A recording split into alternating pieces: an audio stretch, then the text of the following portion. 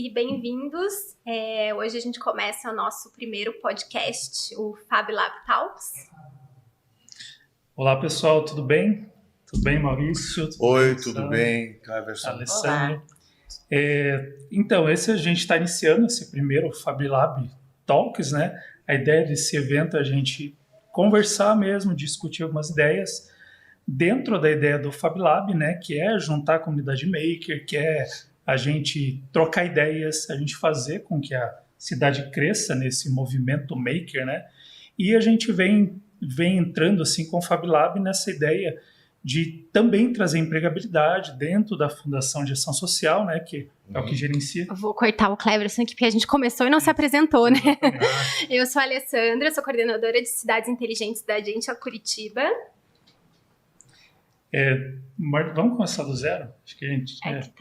A gente recomeça, Você mas consegue... depois corta. Então você pode começar de novo. Então vamos começar de novo. Começa de novo, então, porque a nossa ideia era você se apresentar, eu me apresentar e depois falar de FabLab. Pode? Tá. Segue a vida. Olá a todos e sejam bem-vindos. Eu sou a Alessandra Reis, coordenadora de Cidades Inteligentes da Agência Curitiba. Olá, meu nome é Cleverson, sou gerente do FabLab da Prefeitura de Curitiba. Hoje nós estamos aqui no primeiro FabLab Talks, né, que é a ideia de um podcast que envolva a comunidade maker, a cidade de Curitiba, experimentação, assuntos relevantes, né, para todos aqui na cidade, principalmente para quem utiliza muito nosso laboratório, pensando numa cidade inteligente, numa FabCity, né? Aí trazendo um pouco ali de FabLab só para entenderem rapidamente o que é, né, um laboratório de prototipagem da prefeitura, né? Que a gente é um modelo de criação, um projeto de um laboratório de experimentação vindo de um conceito, né, da Fab Foundation, lá do MIT, desde 2001, né? E a gente tem tentado aqui em Curitiba fortalecer esse movimento, assim com discussões, assim como a gente tem feito no FabLab, o Encontro Maker, como a gente fez recentemente lá. E a gente quer, com esse FabLab Talks, estar aproximando cada vez mais, né, tanto as discussões presenciais, assim como as discussões aqui também, tanto em áudio como em vídeo, que a gente possa discutir temas importantes. Isso, muito bem. E nessa linha do FabLab, né, a gente expandir esse conceito do FabLab, o conceito de cultura maker, a Prefeitura de Curitiba inaugurou em 2019, né, Cleverson, nosso FabLab público. Explica um pouquinho como é que funciona lá, o que tem de equipamento, como é que as pessoas podem conhecer este lugar e também se aproveitar e usar este lugar. Perfeito, Alessandra. Então, o laboratório, como a Alessandra disse, foi implantado em 2019, né, até na gestão atual do prefeito, né? A ideia ali foi de implantar um laboratório mesmo seguindo princípios da rede FabLab mundial, né? E rede FabLab Brasil, em ter um laboratório de experimentação com equipamentos modernos de fabricação digital. Então, no caso lá nós temos impressoras 3D, temos cortadora laser, CNC, tem bancada de marcenaria, eletrônica. Lá a gente dá oficinas de robótica, oficinas de experimentação, workshops, cursos, enfim. É um laboratório para que qualquer pessoa vá lá com a sua ideia e torne ela realidade, seja em qualquer área, né? Pode ser na área de design, arquitetura, área de robótica, enfim, né? Principalmente pensando em projetos voltados para a comunidade, projetos que a gente consiga deixar eles abertos para replicação, projetos que atendam uma demanda da minha comunidade local, da minha cidade, e quem sabe, né, a gente conseguindo tornar uma comunidade local bem fortalecida, a gente consiga impactar o restante do mundo também, né? Todos os FabLabs do mundo, né, que são mais de 2.000 laboratórios, eles têm a mesma filosofia. Aqui em Curitiba a gente tem pouquinho diferença que nós somos o FabLab 100% público.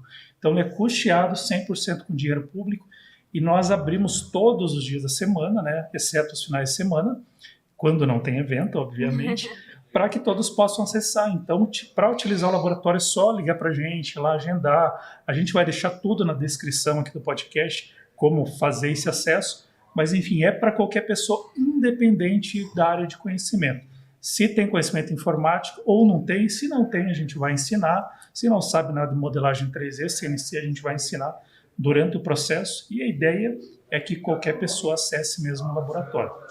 Muito legal, né? É bem isso, atende desde criança até gente mais velha, gente de todas as áreas, gente que não tem conhecimento, gente que quer ter conhecimento. E o que você falou ali de questão de, né, pensar na comunidade, na cidade, Curitiba é uma Fab City. Fab City, ela veio desses conceitos de Fab Lab, de você ter, né, essa integração com tecnologia e inovação, pensando no trabalho comunitário, em como você pode ajudar a sua cidade. Então, Curitiba se tornou uma Fab City em 2017, né? Fab City é uma rede de cidades, já são 49 cidades e regiões do mundo que são Fab Cities, a gente tem 5 no Brasil, Sorocaba, São Paulo, Recife e Belo Horizonte. E Fab City é essa rede que busca o desenvolvimento das cidades de uma forma integrada e mais sustentável. Então, algum dos princípios, né, de ser autossustentável, a gente sabe que é muito ideológico uma cidade que se autossustente, mas busca isso para reduzir impactos de mudança climática, de emissão de carbono, para você fomentar os negócios locais. E também é um novo modelo de desenvolvimento urbano que traz esses conceitos de Fab Lab para faça você mesmo, reaproveite materiais, traga novos materiais biodegradáveis, enfim, você tem toda essa visão de conceito de Fab City ligada com os conceitos de Fab Lab interligada globalmente. Então, um dos temas, né, que a gente fala que é o produzir localmente e agir globalmente. Então, você conecta com as outras cidades a questão de conhecimento, tecnologias, inovação, e você traz para o seu local, adapta ao seu contexto e utiliza a sua mão de obra, suas cabeças pensantes do local e os produtos e os recursos do seu local. Eu trouxe aqui um pouquinho, como é a primeira vez que a gente está falando, né, de Fab Lab, Fab City, eu trouxe os 10 itens do Manifesto Fab City, como o Cleverson bem falou. A gente vai deixar na descrição links de acesso para, né, tanto para acessar o Fab Lab, para conhecer um pouquinho mais de Fab City. Mais tarde a gente vai falar um pouquinho. A gente está com alguns convidados também que a gente está fazendo um mistério, não apresentamos ainda, mas vamos chegar neles. Segura aí. Segura um pouquinho. Então, assim, dos 10 itens, né, os 10 princípios do manifesto, que é ser ecológico, ou seja, você usar os seus recursos naturais de forma sustentável, né, ter essa gestão ambiental. Inclusivo, depende da idade, como a gente falou do Fab Lab, ali independe de idade, gênero, renda, capacidade, é para todos, né? É o cidadão no centro, todos os cidadãos, né? Tem uma palavra que eles criaram, que é o glocalismo, que eu falei já um pouquinho, né? Que é esse neologismo, junção do global e local, que é dentro da cidade. A economia circular é muito forte, né? Tem toda essa visão de você ter o ciclo completo, né, dos materiais, do que você utiliza. De novo, centrada nas pessoas. A pessoa é o mais importante dentro da cidade, né? A gente mora aqui, vive aqui, trabalha aqui. A gente tem que pensar também, eu sou parte disso, como eu estou contribuindo, mas como também eu posso ajudar a desenvolver. O Fab Lab é isso mesmo. A Fab City é isso mesmo. E o Fab Lab, todo esse conceito que é junto, né? Um laboratório sem pessoas, ele não é nada. Com certeza. Então, a gente precisa das pessoas desenvolvendo projetos, colaborando entre si para que as coisas aconteçam. É pensar junto, né? Não adianta uma cidade ser individualista, uma instituição só vai pensar numa solução. Pensando junto, assim é como a Fab City precisa ser. Né? A gente facilita, né? Dividir os problemas também ajuda a gente a resolvê-los, né? Então, só para terminar aqui, para fechar, né? A questão de ser holística, de ter essa visão multidimensional, né? Dos espaços, dos problemas, dos desafios. O código aberto, que daí isso é totalmente ligado com o Fab Lab, né? De você ter os projetos que você possa usar de outras cidades e compartilhar. E experimental, né? Uma cidade que é um grande laboratório urbano para você trazer novidades e inovação. Então, Curitiba, como Fab City, a gente tem trabalhado muito forte dentro desse programa de cidade, Vale do Pinhão, com todos os programas que a gente tem desenvolvido, do Fab Lab, de horta urbana, de mobilidade sustentável, das energias limpas. É justamente pensando assim, como Curitiba, com os seus recursos, com a sua tecnologia, buscando novidades, inovação, ela pode ser cada vez mais sustentável e construir esse futuro, né? A gente vê tantos impactos de mudança climática, até de desenvolvimento social, desigualdade, como que Curitiba Fab City tem encarado isso, tem desenvolvido. Então a gente tem diversos projetos, não só da prefeitura, a gente tem startups que estão trabalhando com economia circular, com hortas urbanas. Então a gente tem hoje em Curitiba esse grande ecossistema de inovação, né, o Vale do Pinhão, como Curitiba Fab City. Então, agora a gente pode partir para os convidados, né? A gente falou um pouquinho, explicou um pouquinho, mas vamos partir para os convidados para a gente bater um papo. Perfeito, vamos lá. A Alessandra já explanou bem ali o que é Fab City, acho que deu para entender, né? Mesma coisa, caso tenham dúvidas, a gente vai deixar tudo ali na descrição, explicadinho. E se precisar, tem os nossos canais de contato também, né, Alessandra? Sim. Deixa eu só complementar ali, né, em relação a compartilhar, né? A minha experiência ali é muito Fab Lab, porque eu sou gerente dali, obviamente, né? Mas projetos abertos a gente quer que eles aconteçam cada vez mais, justamente para que a gente consiga impactar não somente Curitiba, mas, puxa, vai para Boston, vai para o Egito, vai para o Japão, a gente consiga compartilhar entre a rede projetos inovadores.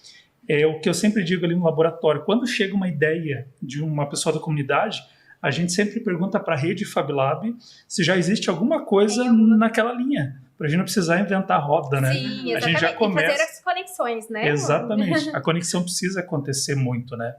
Mas voltando aqui, né? A gente está aqui com dois convidados maravilhosos, que é o Maurício Camin, né? E a Sandra Marque. Eu vou falar um pouquinho rapidamente da Sandra aqui, a Sandra já pode se apresentar na sequência. A Sandra ela é graduada em Artes Plásticas pela Universidade Federal de Santa Catarina, a UDESC, né, Sandra? Mestrado e doutorado, pós-doutorado na Universidade Federal do Paraná. Se especializou nos estudos das cores, depois ela vai entrar mais nesse detalhe, né, que é um dos motivos dela estar aqui, inclusive, né?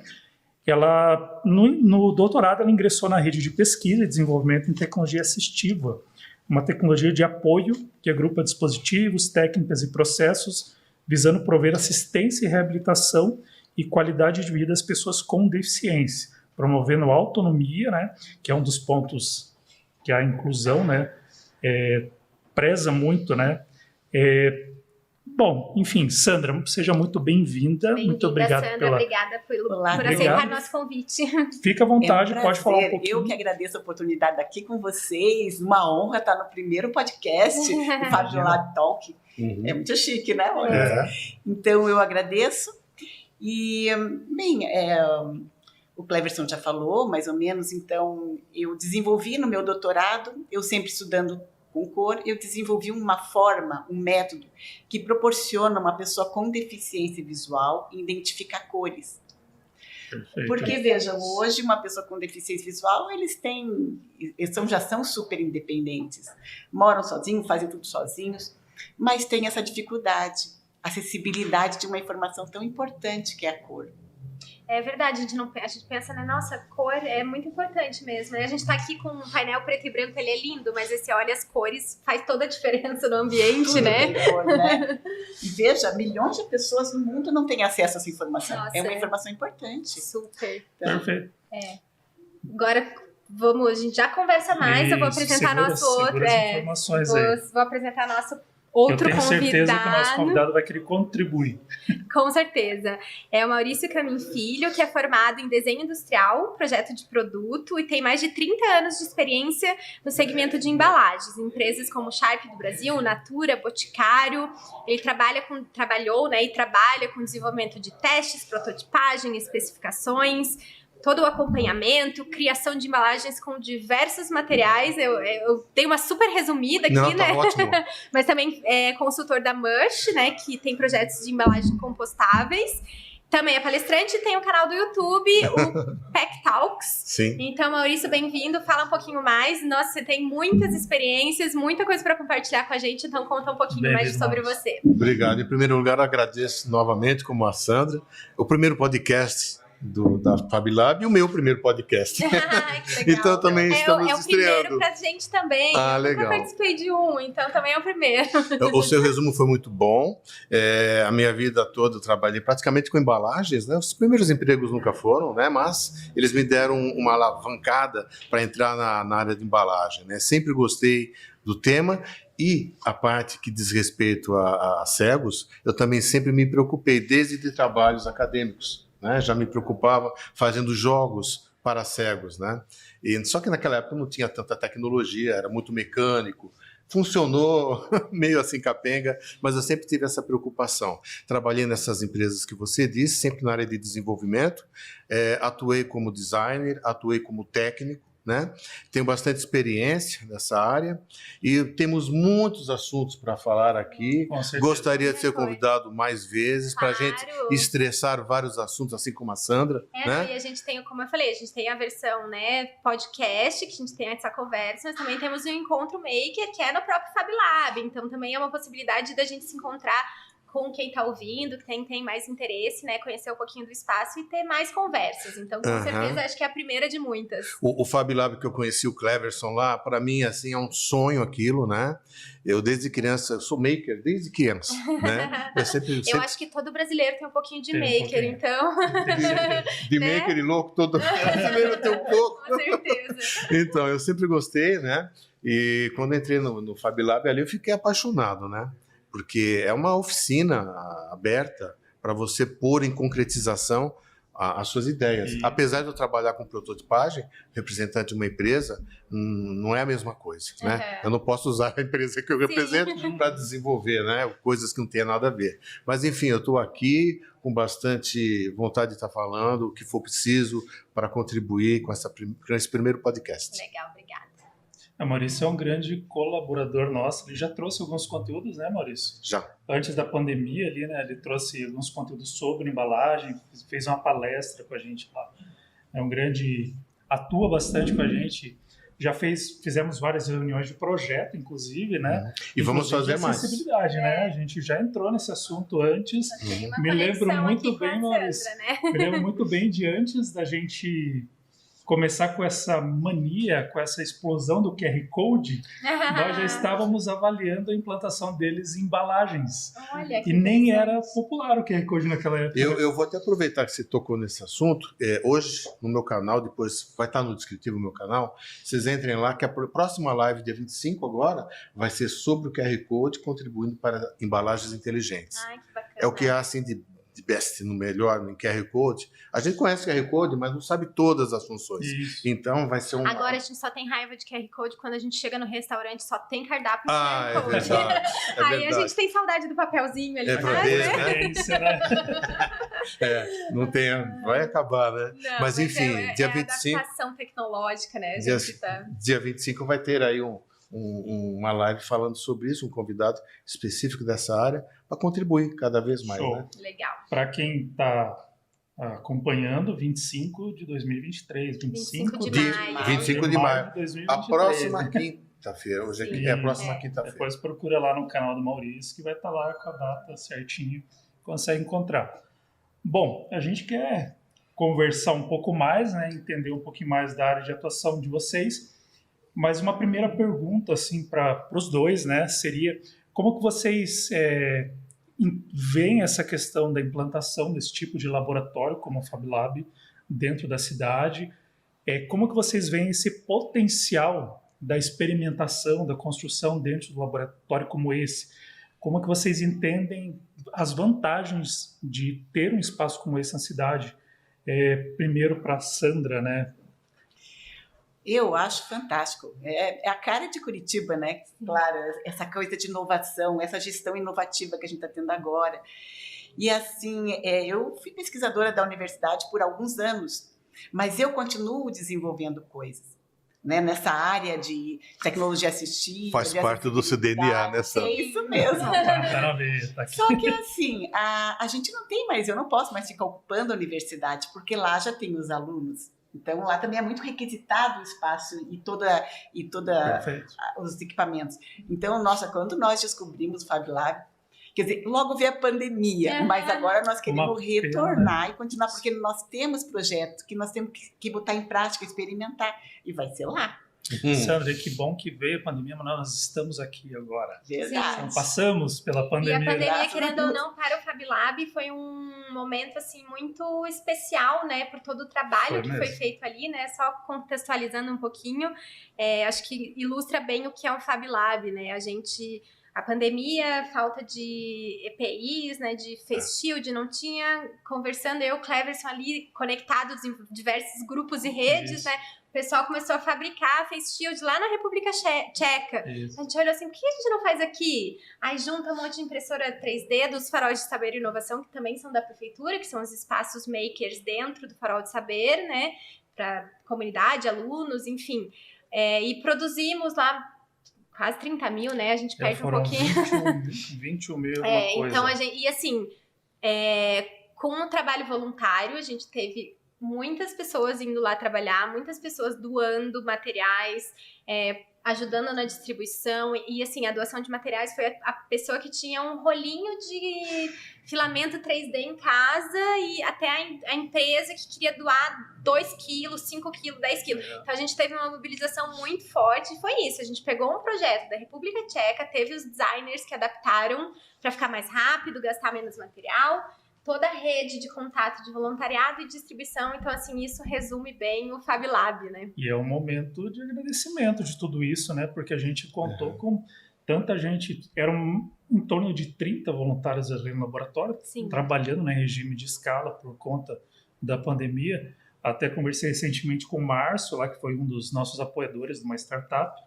Ele falou que lá parecia um laboratório de microbiologia, todo mundo de máscara, jaleco branco, ninguém entrava assim. Foi uma experiência muito legal e que eu acho que exemplifica bem isso que a Sandra falou, né? De usar esse espaço com a contribuição de todo mundo, né? Trazendo essas ideias de universidade, né? Oportunizando também esse espaço, né? Perfeito. E você, Maurício? Eu já tenho pelo menos 2 projetos para discutir com você. Você ainda não cheguei a tocar no assunto, mas os dois mais próximos, né, pelo menos. Eu tenho 2 projetos para discutir com você. Um tem relação com a Mush, que eu trabalho com eles na parte do micélio. Não sei se vocês conhecem o que é o micélio. É a parte vegetativa do cogumelo, que a gente transforma aquilo em blocos, em acessório de transporte, de embalagens, para substituir em parte o isopor. Não que eu esteja recriminando o isopor ou falando mal do isopor ou do plástico, porque todos os materiais são importantes, né? O que estraga a imagem deles é a forma errada de serem utilizados, né? De uma forma... né?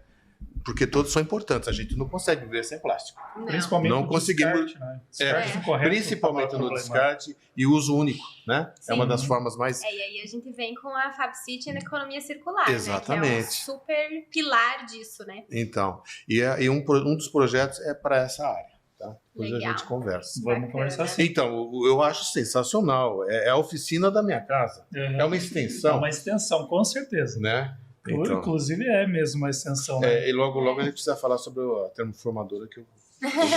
Muitas ideias. Ele falou do equipamento, porque ele já doou equipamentos para o laboratório. E isso é o que move, né, o laboratório, de pessoas que entram lá e vê, puxa, como que eu posso contribuir para que isso alcance mais pessoas? Cada um pode contribuir de uma forma. Tem pessoas que podem trazer conteúdos em palestra, tem pessoas que podem doar equipamentos. A gente só não recebe dinheiro lá porque somos poder público e tem as vias corretas para isso acontecer, né? Sim. Mas isso, a gente gosta muito desse colaborativo, que todo mundo pensa um pouco em colaborar de alguma forma para que todos sejam alcançados, né? E daí eu já te aproveito, Maurício, e o que você enxerga? A gente já falou que tem um laboratório importante, que a gente tem potencialidades ali, mas quais são os grandes desafios que a gente enfrenta hoje como cidade?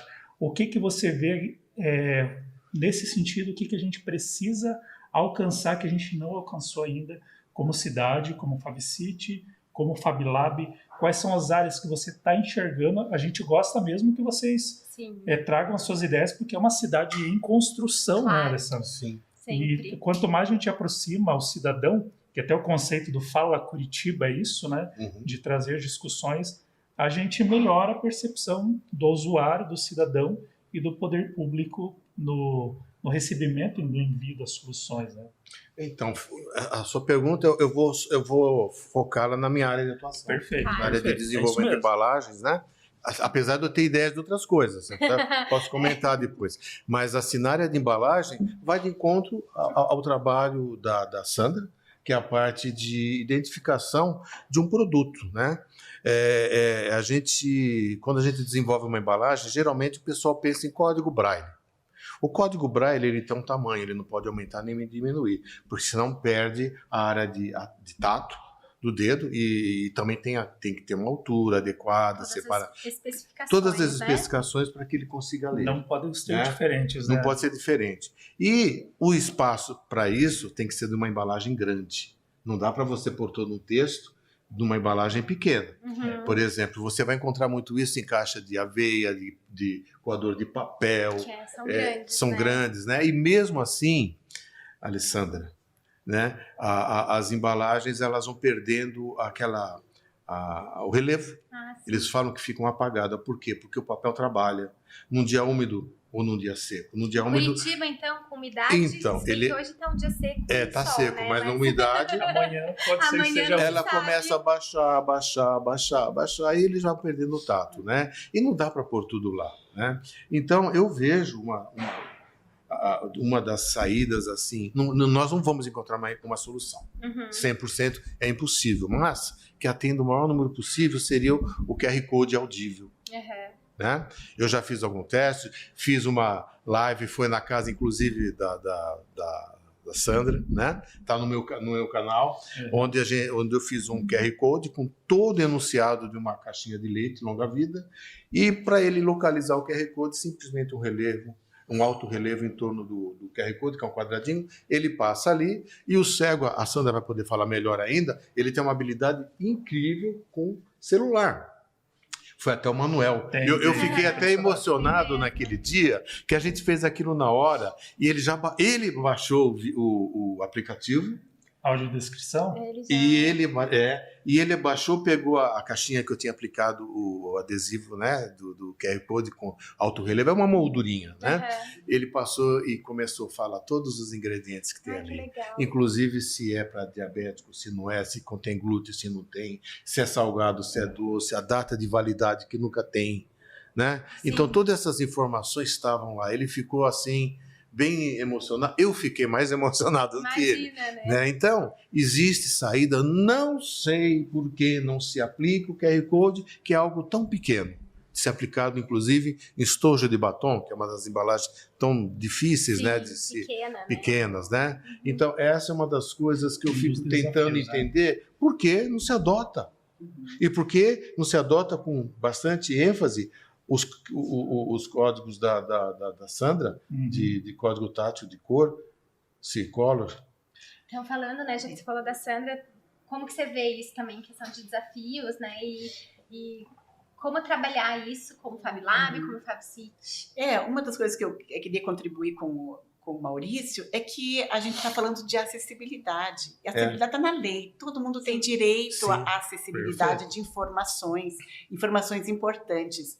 Quando o Maurício fala de Braille, o Braille é maravilhoso, mas tem esses detalhes que o Maurício falou, e tem uma coisa. Quando a pessoa nasce cega, que não é a maioria eles ficam cegos mais tarde por causa de uma doença, por causa de um acidente. Aí o Braille fica difícil. Então, quando você nasce, você é alfabetizado em Braille, o Braille é fantástico. Mas e depois? E que fica nós hoje, se ficássemos cegos? Será que nós teríamos a habilidade de aprender a ler em Braille? Outra coisa que eu vejo no Braille é que o Braille é um alfabeto. Então, conforme o lugar no mundo, o Braille é o ABC. Lá nos Estados Unidos se escreve de um jeito, no Japão de outro, no Egito de outro. Já o QR Code, ou informações do QR Code, ou mesmo que eu desenvolvi esse C-Color, ela é igual, porque a cor é igual em qualquer lugar do mundo. Então, quando a pessoa consegue identificar facilmente, por exemplo, o vermelho, pelo tato, ou até um daltônico não precisa nem de tato, ele olha e vai saber que aquilo lá é vermelho, vendo um símbolo muito simples. Mas em qualquer lugar do mundo que ele vá, vermelho é vermelho. É universal. O Braille não é assim. Universal. É verdade. Embora seja fantástico. Sandro, então já que você entrou um pouquinho no detalhe ali do seu, né, dessa questão de cores, explica um pouquinho mais o que é o seu projeto, como funciona, em que pé que você está aí de desenvolvimento, de pesquisa, de aplicação, até para que a gente possa entender como que, né, um dos motivos da gente fazer esse podcast, trabalhar com Fab Lab, Fab City, Vale do Pinhão, é justamente pensar, identificar possíveis conexões, né, tanto de embalagem, já estava pensando aqui em umas empresas, nossa, vou apresentar tal empresa, acho que é interessante conversar com tal pessoa, e você é o mesmo caso, né, então explicar um pouquinho mais. Quando eu sempre sou estudiosa de cor, quando eu fui fazer doutorado, eu entrei dentro de um grupo de pesquisadores de 5 universidades aqui do sul e sudeste do Brasil. E aí eu fiquei incumbida de trabalhar cor para deficientes visuais. E aí eu pensei, mas por que não o Braille? Eu fui estudar. Aí eu me deparei com esse aspecto principal que o Maurício falou. Ele é extenso, ele não cabe em qualquer lugar. Por exemplo, eu estou com um óculos aqui, com um aro até marrom, mas uma pessoa com deficiência visual, ela usa óculos muitas vezes, sim. E ela não sabe o óculos. Às vezes eles têm mais de um, que eles não sabem qual a cor que eles estão pegando. A bengala deles é colorida. E eles compram muitas bengalas. E eu vou aproveitar e fazer uma intersecção aqui. Por que cego precisa saber de cor? Porque é o nosso dia a dia, porque tudo tem cor. Eles, por mais que eles não enxerguem, mas ele está usando uma roupa colorida. E quando você não tem acesso a essa informação, você é sempre dependente de terceiros. E ninguém gosta de ser dependente. Todo mundo busca autonomia, né? E com isso também, o que causa isso? Você ter autonomia. Você tem autoestima melhora, qualidade de vida. Aí sim, inclusão social. Porque quantas coisas que a gente trabalha e que depende de saber de cor. Claro.